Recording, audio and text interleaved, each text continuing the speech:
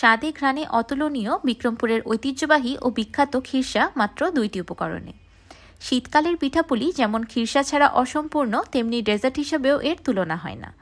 আজকে আমি একদম অথেন্টিক মিষ্টির দোকানের খিরসা তৈরি করার A to Z টিপস সহ রেসিপি শেয়ার করেছি, যেটা শিখে রাখলে আশা করি আপনাদের অবশ্যই কাজে আসবে। আসসালামু আলাইকুম everyone, I am chef Ishika. Welcome back to iFood channel. খিরসা বানানোর জন্য আমি প্রথমেই একটি প্যানে দিয়ে দিলাম 1/4 কাপ চিনি। এবার আলতো হাতে চিনিটাকে হালকা ছড়িয়ে দিলাম। এবার চুলার মিডিয়াম হিটে চিনিটাকে একদম নাড়াচাড়া না করে ক্যারামেল করে নিব। অনেকের ক্যারামেলই হতে চায় না বা ক্যারামেল বানাতে গেলে চিনি তলা পাকিয়ে যায়। আপনারা আমার এই পদ্ধতিটা ফলো করে ক্যারামেল বানালে আশা করছি ক্যারামেল একবারও নষ্ট হবে না। চিনিটা প্যানে দিয়ে একদমই নাড়াচাড়া করবেন না। যখন চিনিটা এমন নিজে থেকে ক্যারামেল হয়ে আসবে তখন নেড়ে চেড়ে একসাথে খুব ভালোভাবে মিশিয়ে নেবেন।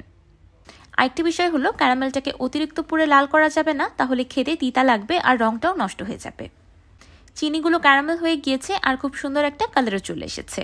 এবার দিয়ে দিলাম দুধ। এক হাত দিয়ে অনবরত নেড়ে চেড়ে দুধটাকে অ্যাড করতে হবে, এতে করে ক্যারামেলের দলা খুব কম পাকাবে। তারপরও ক্যারামেলে দুধ দেওয়ার সময় অল্প একটু দলা পাকিয়েই যায়, এতে করে ভয় পাওয়ার কোনো কারণ নেই। দুধটা যত গরম হতে থাকবে তত ক্যারামেলগুলো গলে দুধের সাথে খুব ভালোভাবে মিশে যাবে। আজকে আমি 2 লিটার গরুর দুধের খিরসা বানাবো, সেই জন্য আমি এখানে 2 লিটার দুধ অ্যাড করে দিয়েছি। আমি আজকে খিরসা তৈরির জন্য একদম খাঁটি গরুর দুধটা ব্যবহার করছি। আর আমি এখানে কাঁচা দুধটা ব্যবহার করিনি, দুধটা আগে থেকেই জাল করা ছিল। দেখতেই পাচ্ছেন দুধের উপরে কেমন তেল জমে আছে। আপনারা ইচ্ছে করলে এখানে সরাসরি কাঁচা দুধটা ব্যবহার করতে পারবেন, কোনো অসুবিধা নেই। আবার ইচ্ছে করলে প্যাকেটের দুধ দিয়েও খিরসা তৈরি করতে পারবেন। এবার মিষ্টির জন্য দিয়ে দিলাম 1/2 কাপ চিনি। এবার দিয়ে দিলাম 1/2 কাপ গুঁড়া দুধ। গুঁড়া দুধটা একদমই অপশনাল, আপনারা চাইলে স্কিপ করতে পারেন। আসলে মিষ্টির দোকানে কখনো এত কম দুধের খিরসা তৈরি করা হয় না। মিষ্টির দোকানগুলোতে অনেক বেশি পরিমাণে দুধ জ্বালিয়ে খিরসা তৈরি করা হয়, তাই আলাদা করে ক্যারামেলও তৈরি করতে হয় না আর গুঁড়া দুধও অ্যাড করতে হয় না। এমনিতেই একটা ন্যাচারাল কালার চলে আসে আর খিরসাটা ঘন হয়ে আসে। খিরসাটাকে হালকা ঘন করার জন্যই আমি এখানে গুঁড়া দুধটা ব্যবহার করেছি। অনেকেই খিরসা ঘন করতে চালের গুঁড়া ব্যবহার করে থাকেন, কিন্তু আমার মনে হয় এতে করে খিরসার স্বাদটা অনেক গুণ কমে যায়। তাই আমি কখনো চালের গুঁড়া অ্যাড করি না। চালের গুঁড়ার পরিবর্তে আমি এখানে গুঁড়া দুধটা ব্যবহার করি।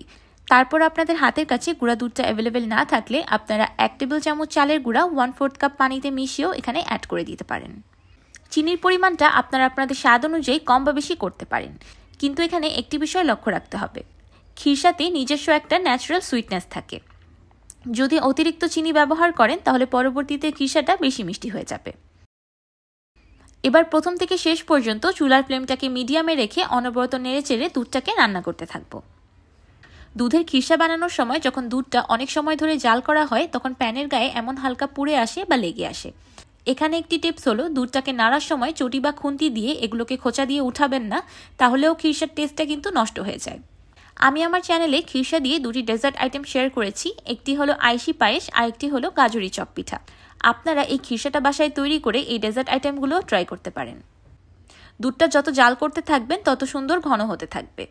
এখানে একটি বিষয় লক্ষ্য রাখতে হবে, দুধটাকে অবশ্যই অনবরত নেড়েচেড়ে জাল করতে হবে। পারফেক্ট খিরসা বানানোর একটি টিপস হলো, চুলার ফ্লেমটা মিডিয়ামে থাকতে হবে।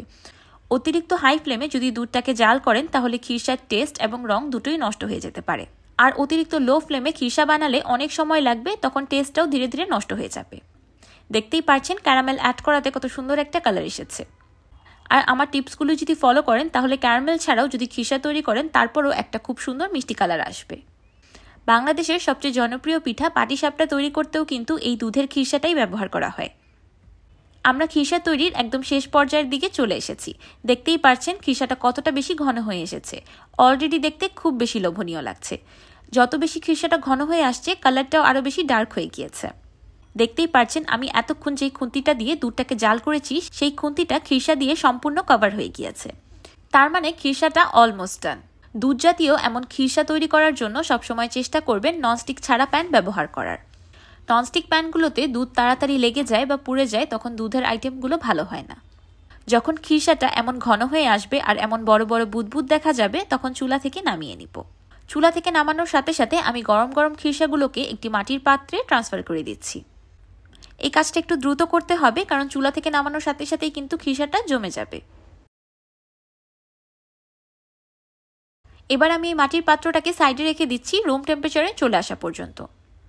আপনাদের হাতের কাছে যদি এমন মাটির পাত্র অ্যাভেলেবেল না থাকে তাহলে আপনারা এমন যে কোনো কাচের বা সিরামিকের ডিশেও খিরসাটাকে সেট করতে পারেন। আমি আপনাদেরকে দুইভাবেই তৈরি করে দেখাচ্ছি যাতে আপনাদের সুবিধা হয়। খিরসাগুলো যখন রুম তাপমাত্রায় চলে আসবে তখন ফ্রিজে রেখে সেট করে নিব 1 ঘন্টার মতো। 1 ঘন্টা পর ফিরে এলাম। দেখতেই পাচ্ছেন খিরসাটা কত সুন্দরভাবে জমে সেট হয়ে গিয়েছে। এবার আমি আপনাদেরকে এই মাটির পাত্রটা উল্টিয়ে দেখাচ্ছি। দেখতেই পাচ্ছেন মাশাআল্লাহ এত সুন্দরভাবে খিরসাটা জমেছে যে একদমই পড়ে যাচ্ছে না বা নড়াচড়াও করছে না। এবার আমি আপনাদেরকে দেখিয়ে দিচ্ছি যে সিরামিকের বাটির খিরসাটাও কত সুন্দরভাবে জমে গিয়েছে। তো তৈরি হয়ে গেল বিক্রমপুরের ঐতিহ্যবাহী ও বিখ্যাত দুধের খিরসা। মিষ্টির দোকান থেকে অথেন্টিক খিরসা কিনতে গেলে 700 টাকা কেজি পড়বে। তারপরও কি অথেন্টিকটা পাবেন? কিন্তু ঘরে মাত্র 200 টাকা খরচ করেই তৈরি করে নিতে পারবেন 1 কেজিরও বেশি খিরসা।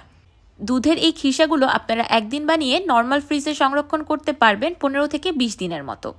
চেষ্টা করবেন যে কোনো এয়ারটাইট কন্টেইনারে করে সংরক্ষণ করার বা যেই পাত্রে খিরসাগুলোকে সেট করবেন সেই পাত্রগুলো খুব ভালোভাবে ঢেকে দেওয়ার। তাহলে খিরসাগুলো ফ্রিজে রাখার পরেও একদমই গন্ধ হবে না আর প্রতিবারই একদম ফ্রেশ টেস্টটাই পাবেন। এই শীতকালে প্রায় প্রতিদিনই কিন্তু আমাদের বাড়িতে কোনো না কোনো পিঠা বানানো হয়। আপনারা একদিন একটু বেশি করে খিরসা বানিয়ে ফ্রিজে রেখে দিতে পারেন আর প্রতিদিন এই খিরসা দিয়ে মজার মজার পিঠা বা ডেজার্ট আইটেম তৈরি করে নিতে পারেন। আমার আজকের এই ট্রেডিশনাল ও অথেন্টিক খিরসার রেসিপিটি আপনাদের কাছে কেমন লাগলো আমাকে অবশ্যই কমেন্ট করে জানাবেন। ভিডিওটি ভালো লাগলে একটি লাইক দিবেন আর আমার চ্যানেল সাবস্ক্রাইব করে আমার চ্যানেলের পাশেই থাকবেন। আল্লাহ হাফেজ।